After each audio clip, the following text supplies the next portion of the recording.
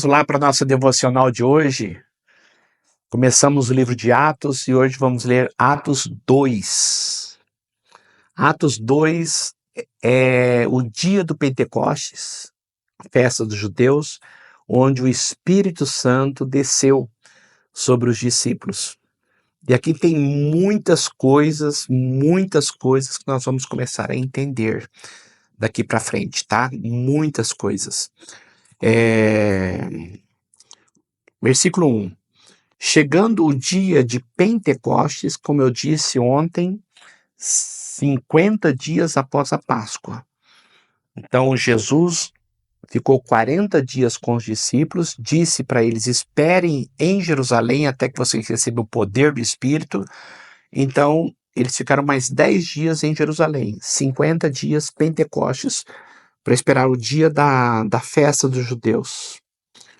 E eles estavam reunidos todos num só lugar, 120 pessoas. Então aquelas 120 pessoas que estavam ali, juntas, buscando Deus, orando. Neste momento aconteceu uma coisa extraordinária. Houve um sinal prodigioso da parte de Deus. O versículo 2: de repente veio do céu um som como de um vento muito forte. É profundo isso aqui, vento impetuoso. Um som de um vento muito forte. E encheu toda a casa na qual eles estavam assentados. E viram o que parecia línguas de fogo, que separaram e pousaram sobre cada um deles. Todos ficaram cheios do Espírito Santo e começaram a falar noutras línguas, conforme o Espírito os capacitava. Não eram eles que escolhiam a língua, mas era o Espírito Santo que os capacitava a falar aquela determinada língua. Então, o que aconteceu aqui? Qual foi a ordem de Jesus, que é o tema de Atos? Vocês receberão poder ao descer sobre vocês o Espírito Santo e vocês serão minhas testemunhas. Jerusalém, cidade. Judeia, estado. Samaria, outros povos. E os confins da terra abrangendo todo o globo terrestre. Então, como que eu vou testemunhar? Falando. Como que eu vou falar? Através da boca, da língua. Então, por que neste evento veio línguas em forma de fogo? Para mostrar que eles iam falar, eles iam testemunhar, mas não só para os judeus, mas para todas as nações. Então a ideia das línguas aqui era a seguinte: vocês vão testemunhar não somente para Israel. Eu não vim só para Israel, eu vim para todos os povos. Eu vim começando em Israel para alcançar todas as nações da terra, todos aqueles que o receberam. Lembra João capítulo 1, versículo 11, veio para os que eram seus e os seus não receberam. E o versículo 12, mas a todos quantos o receberam, deu-lhes o poder de serem feitos filhos de Deus, a saber, aqueles que creem em seu nome. Nós somos o Israel escolhido de Deus, o Israel espiritual, aqueles que creem em Jesus. Então, as línguas de fogo é para dizer justamente isto. O evangelho vai ser pregado para todas as nações, todos os povos, todas as línguas. E ali, naquele momento em Jerusalém, já que era uma festa, haviam judeus vindos de todas as partes. Haviam pessoas que eram convertidas ao judaísmo, que vinham de todas as partes. E haviam também os curiosos, que vinham para ver, para visitar, de todas as partes. Agora, presta atenção no que aconteceu aqui. Havia em Jerusalém judeus devotos a Deus, vindos de todas as nações do mundo. Ouvindo-se o som, ajuntou-se uma multidão e ficou perplexa, pois cada um os ouvia falar em sua própria língua. Não eram línguas estranhas, eram línguas conhecidas. As pessoas confundem muito isto aqui com o dom de línguas, lá de 1 Coríntios capítulo 12 e 14. Aquilo é línguas estranhas. Aqui não. Aqui é línguas conhecidas dos povos, que eles entendiam o evangelho na sua própria língua materna, com o objetivo de pregar, testemunhar. Tudo que Deus faz tem um propósito. Nada é sem propósito. Então, o propósito dessas línguas que eles falavam eram para alcançar os povos que entendiam essas línguas. Então, não eram línguas estranhas. Eram línguas conhecidas dos povos. Tá? Então, preste atenção aqui no texto. Atônitos e maravilhados, eles perguntavam: acaso não são galileus todos esses homens que estão falando? Então, como os ouvimos, cada um de nós, em nossa própria língua materna? Se eles são galileus, como que nós ouvimos esses homens falarem na nossa própria língua materna? Então, eles conheciam a língua, eles sabiam a língua materna, tá bom? Por isso que eles estavam falando o evangelho, pregando a palavra. Partos, as línguas que eles falavam: partos, medos, elamitas, habitantes da Mesopotâmia, Judéia, Capadócia, do Ponto, da província da Ásia, Frígia, Panfilha, Egito e das partes da Líbia, próximas a Cirene, visitantes vindos de Roma, tanto judeus como convertidos ao judaísmo, cretenses e árabes. Nós os ouvimos declarar as maravilhas de Deus em nossa própria língua. Não eram línguas estranhas, eram línguas conhecidas. Tá? Isso é uma coisa aqui que você tem que entender. Porque hoje as pessoas dizem o seguinte: quando houver o batismo do Espírito Santo, a pessoa tem que falar em línguas. E quando fala em línguas, ela pensa que tem que falar em línguas estranhas, ou simplesmente balbuciar alguma língua que não se conhece. Lá, em Atos dos Apóstolos, se você quiser usar esse texto para dizer que quem é batizado no Espírito Santo tem que falar em línguas, não é língua estranha.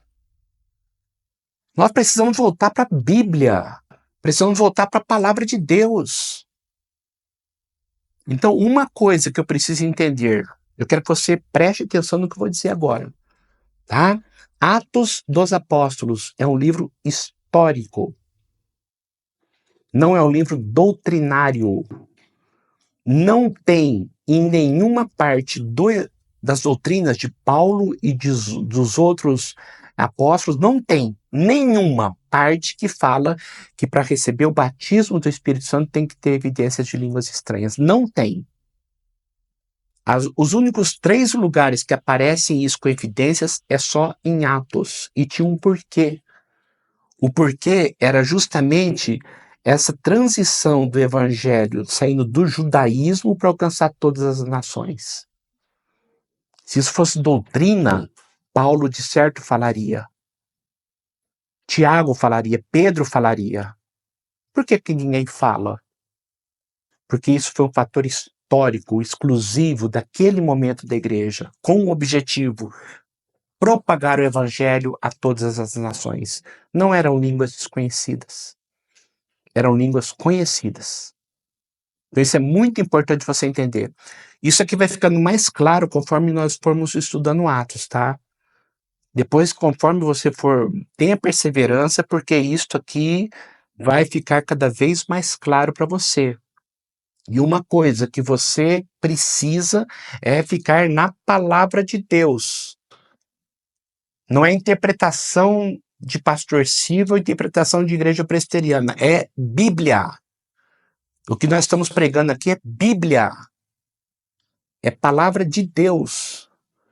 Então nós vamos estudar e você vai perceber que isso vai ficar muito claro no livro de Atos. Muito claro, muito claro.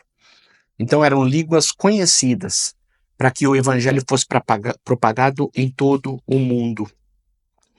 Algumas pessoas zombaram, como sempre tem aqueles que zombam, estão bêbados. E aí Pedro faz uma pregação. Ele faz uma pregação maravilhosa aqui. É a primeira pregação da igreja. A primeira pregação com o Espírito Santo ali já agindo. O que Jesus disse para Pedro? Lá em Atos 16, eu darei a você as chaves do reino dos céus. Para que serve a chave? Para abrir. Pedro abriu as portas do reino dos céus para as pessoas entrarem com a primeira pregação. 3.000 pessoas entraram na igreja. 3.000 pessoas foram batizadas num dia em Jerusalém com a pregação de Pedro.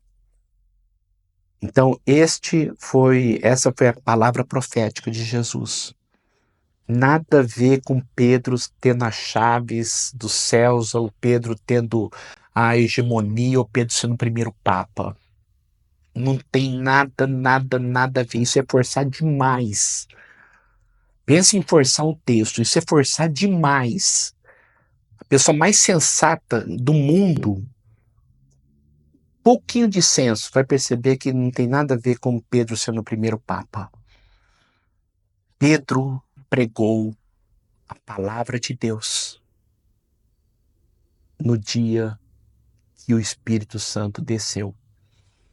Abriu as portas do reino dos céus e 3.000 pessoas entraram no reino de Deus. Eu acho muito lindo o versículo 21, que ele cita Joel, a profecia de Joel, o Espírito Santo descerá nos últimos dias. E o versículo 21, e todo aquele que invocar o nome do Senhor será salvo. Pedro está dizendo aqui, iniciou-se a época da graça. Aquele que invocar o nome do Senhor será salvo. Busque o Senhor enquanto se pode achar, invoque-o enquanto ele está perto. Apocalipse 55. Hoje é o tempo de buscar Deus, porque as portas ainda estão abertas. Deus está de braços abertos, ainda há tempo, há tempo. Aproveite o tempo que se chama hoje e volte para Deus enquanto há tempo, tá? Aí Pedro começou a pregar e aconteceu uma coisa tremenda aqui. O versículo, ele cita várias coisas, o versículo 34, pois Davi não subiu aos céus, mas ele mesmo declarou, o Senhor disse ao meu Senhor. Os dois aqui estão com letra maiúscula, referindo-se a Deus, tá? O Senhor disse ao meu Senhor, senta-te à minha direita, até que eu ponha os teus inimigos no estrado dos seus pés. Portanto, que todo Israel fique sabendo, este Jesus, a quem vocês crucificaram, Deus o fez Senhor e Cristo. Disse o Senhor, Deus, para o Senhor Deus, o Pai e o Filho. Jesus é Deus. Deus o fez Senhor e Cristo. Aí o povo, ouvindo aquilo, já compungido pelo Espírito Santo, quando ouviram isso, ficaram aflitos, porque Pedro foi duro na pregação dele. Vocês o mataram. Lembra que vocês gritaram Barrabás, fora com este, livra-nos Barrabás, crucifica Jesus? Vocês lembram disso? Lembram que vocês zombaram dele ali nos pés da cruz? Vocês mataram aquele que Deus o fez Senhor e Cristo. Para as pessoas buscarem o médico, tem que se verem doentes. Então nós não podemos ficar amenizando o pecado. O pecado mata. o pecado vai levar para o inferno. Não podemos ficar amenizando algo sério. Então, tudo isso foi falado ali, eles ficaram aflitos. O que nós devemos fazer então? Irmãos, o que faremos? Quando ouviram isso, ficaram aflitos em seu coração e perguntaram a Pedro e aos outros apóstolos: irmãos, o que faremos? E o que Pedro respondeu? Arrependam-se, arrependam-se, e cada um de vocês seja batizado em nome de Jesus, em nome de Jesus Cristo, para o perdão de seus pecados, e receberão o dom do Espírito Santo. Ou seja, arrependam-se, cada um de vocês seja batizado, assuma a sua fé. Uma vez que eu me arrependo, uma vez que eu creio, eu vou assumir. E como que eu vou assumir? Através do batismo. É um compromisso. É um compromisso que eu vou ter com Deus. E vocês receberão o dom do Espírito Santo, vocês receberão o lavar do Espírito Santo, vocês receberão a bênção de serem novas criaturas. E Pedro continua: pois a promessa é para vocês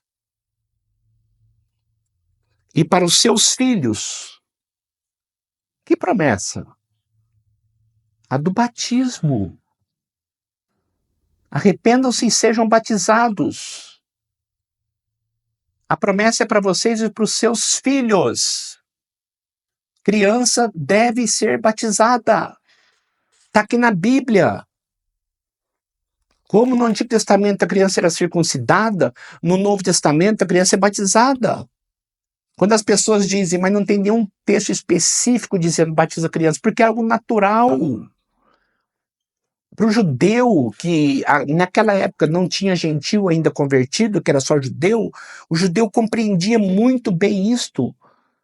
A criança faz parte da igreja. O meu filho, por causa da minha fé, faz parte da igreja.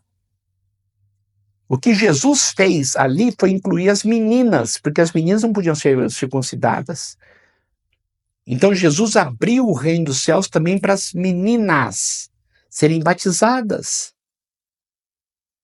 Há uma promessa do batismo para você, para os seus filhos,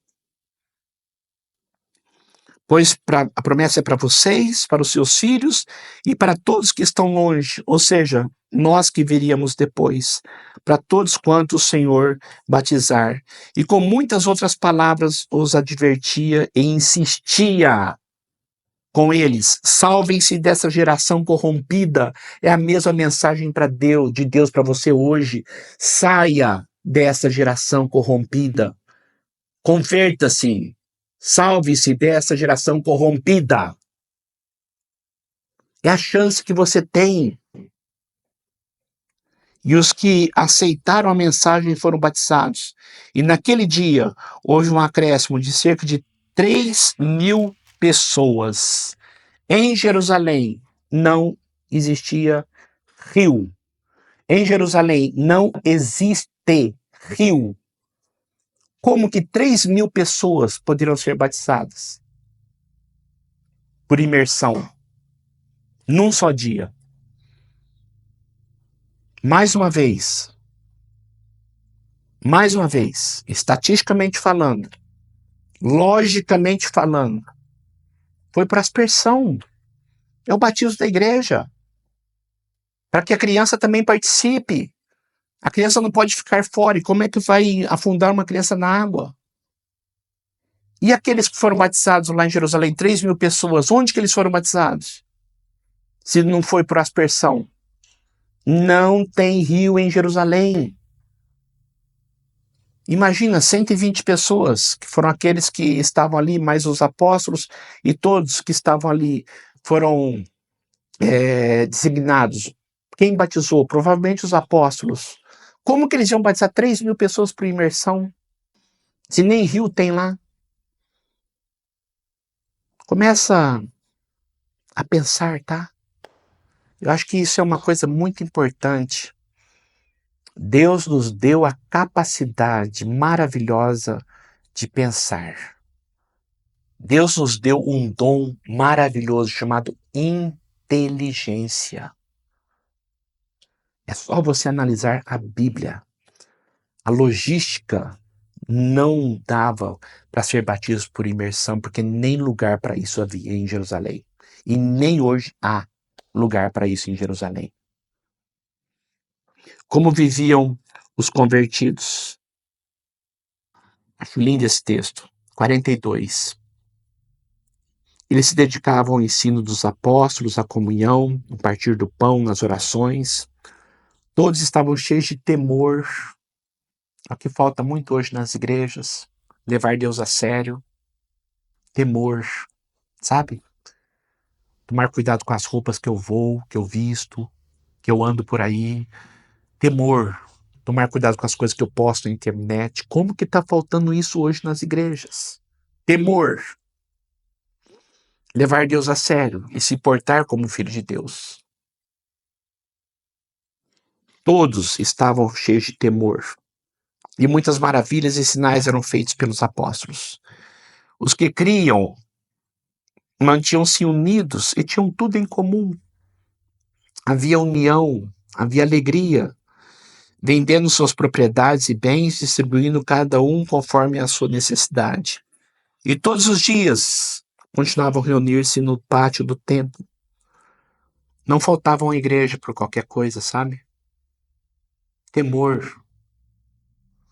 Partiam o pão de casa em casa, juntos participavam das refeições com alegria, singeleza, sinceridade de coração, com gratidão, contentamento, satisfação.